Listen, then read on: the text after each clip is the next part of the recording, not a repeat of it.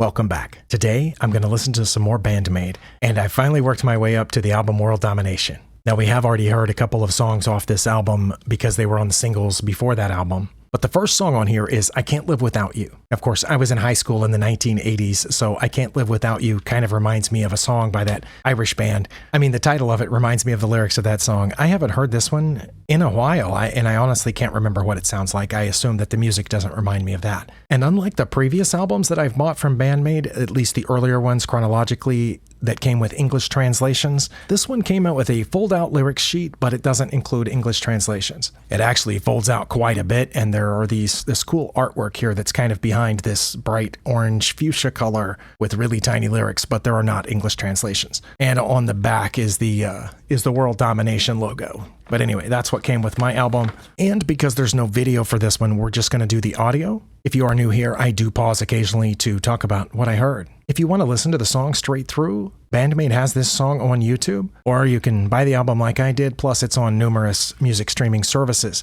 I'm sure I've heard the song before, but as I said, I can't remember what it sounds like. It's been a while. Let's see what they have for us.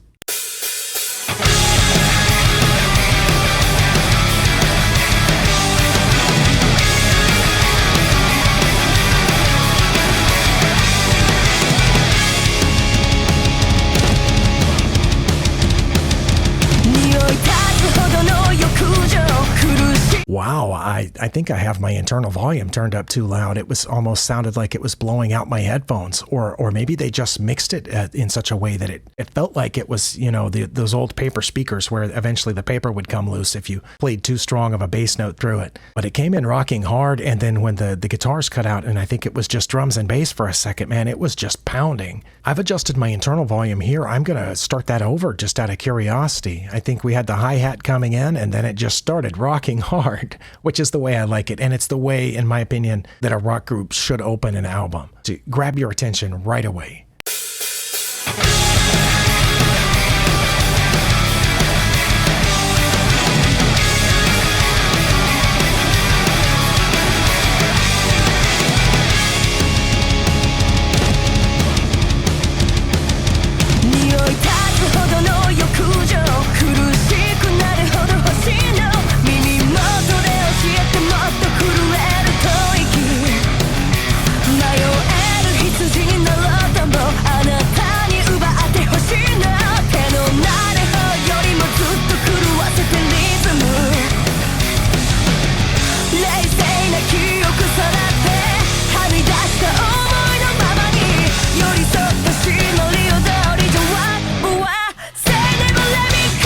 Oh, wow. I got chills there at that chord progression building up to what I assume is the chorus or maybe a pre-chorus. But yeah, this one is just rocking hard. The guitar sound in there, the effects on the guitar. I can see why somebody would call them a metal band if this was their introduction to them. Let's back up a few seconds.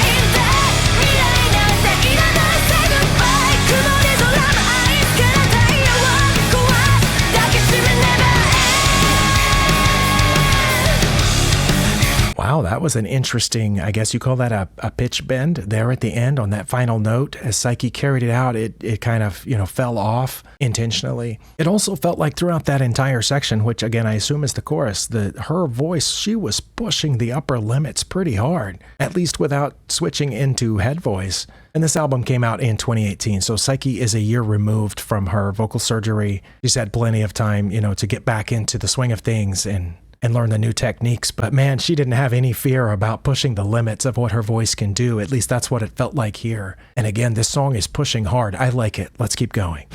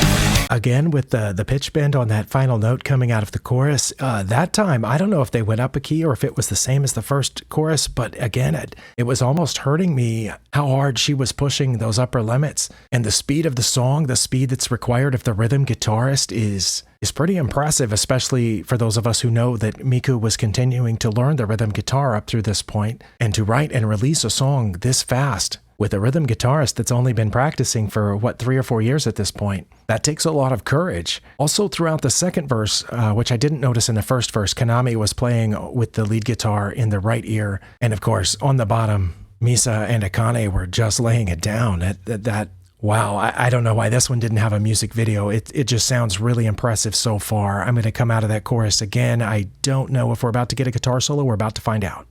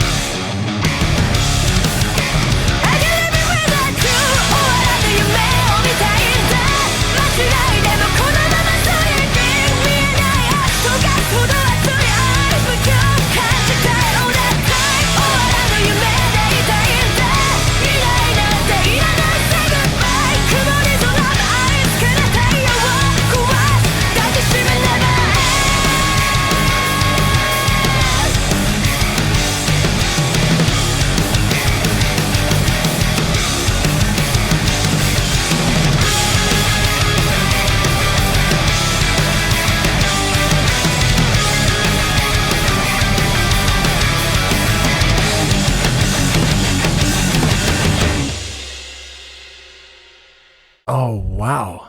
Well, if you were looking for a new song to add to your workout playlist, this seems like it might be one of those. Not for the slow jogging or the cool down parts of your workout, but the sprinting part.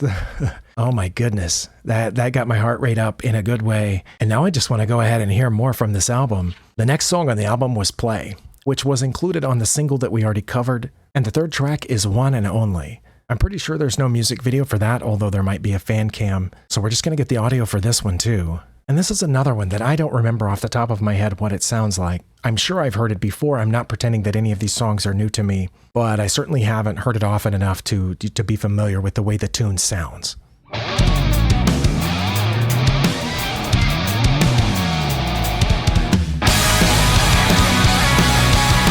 The opening of that one kind of took me by surprise. I didn't recognize it at all, but as soon as the rest of the regular music came in, I did recognize the tune, but I think it was from the Band-Maid video or the Band-Maid song that I heard, because I recognized the places at which I think the traditional Japanese instruments would have come in over the top of that. I'm going to start this again because I know that was a really early interruption. Let's just go straight through to wherever, the rest of the song happens.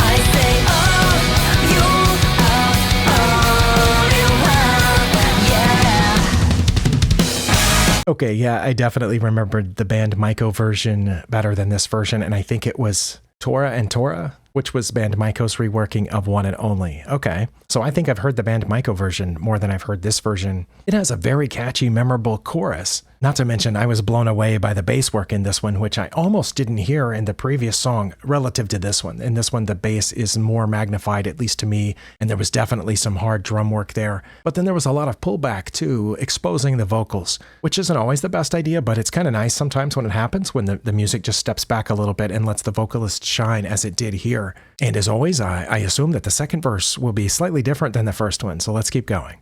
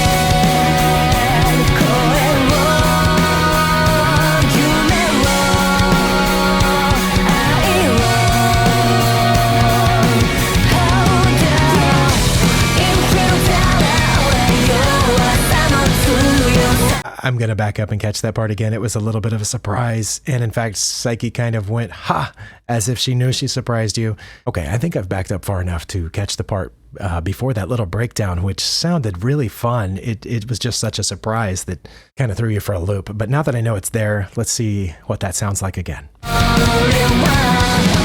Yeah, show me.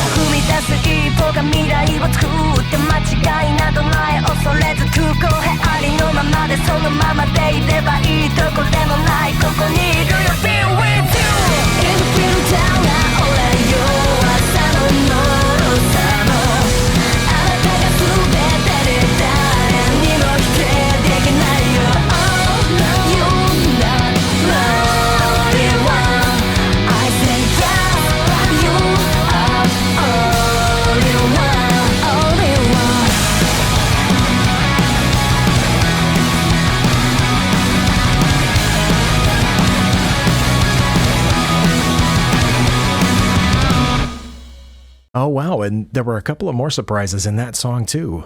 Rhythm changes, and I want to mention the bass guitar again. As I already said, I think it was higher in the mix than it was on the previous song. But again, the tone of Misa's bass is as if she somehow psychically went into my mind and looked at all the different bass guitar sounds or otherwise bass sounds that I've ever heard in my life and saw my emotional reaction to all of them and found the sound that was the best. And obviously it's a matter of taste. Different people like different kinds of sounds, but I can't imagine a bass guitar sounding better than hers sounds. It sounds good low, it sounds good in the mid-ranges, and when she gets really high up on the neck, it sounds like an entirely different instrument. It's just gorgeous. And the playfulness that was exhibited in this song is something to behold. There was such a wide variety of different kinds of influences and ideas that they poured into this song. I think we've said it before. I know we've said it before that Band-Maid doesn't do the thing where they get one good idea and build a song around it. They wait until they have several good ideas and pack them all into one song. And this is another example of that. It was just really fun, even without the Band-Maid treatment, and you can see why they would have chosen this one to be one of the Band-Maid songs later on. I think that came out a year after this. But this is definitely a great start to any album, starting off with I Can't Live Without You, which is one of the hardest rocking songs that I remember them doing. Certainly, through this point chronologically, it's right up there with Real Existence and Take Me Higher and Moratorium, if not harder than those. And I don't feel like it let up at any point. And then to have Play, which is a hard rocking song in its own right, I think the studio track is even seems like it's harder and heavier than the official music video or the official live video. And then One and Only has some hard rocking parts through most of it with some fun later breaks, for, I guess, comic relief. So while I wouldn't say that this is as much a change from the last album as the last album was from everything that came before, Just Bring It was a landmark album that was a seismic shift from what they had been doing before. This isn't that big of a change, but you can definitely see that they're exploring a harder, heavier sound, that they're trying to move in new directions. They're still coming up with new ideas and fitting them into songs in unique and interesting ways. And I just love the heaviness of especially the first song. I love both of those songs for two different reasons. Let me know what you think in the comments. Thank you for spending your time here, and I'll see you next time when we will listen to the title track of the album, Domination.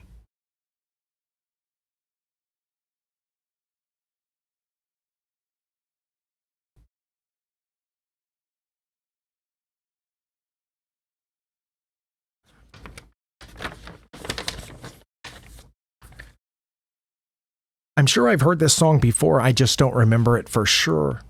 And this, of course, this album is from 2018, so she's a year removed from her. Well, if you were looking for a new song to add to your, and the song that follows that is One and Only, and the third track is One and Only. And the third track is One and Only. Okay, the opening kind of took me by surprise, but as soon as that part came in. Okay, the opening kind of took me by surprise, but as soon as the rest of the tune came in, I recognized it, and I recognized it from the band Maiku. Let me try again. Which isn't always the best, but again, the tone of Misa's bass. But again, the tone of Misa's bass is as if she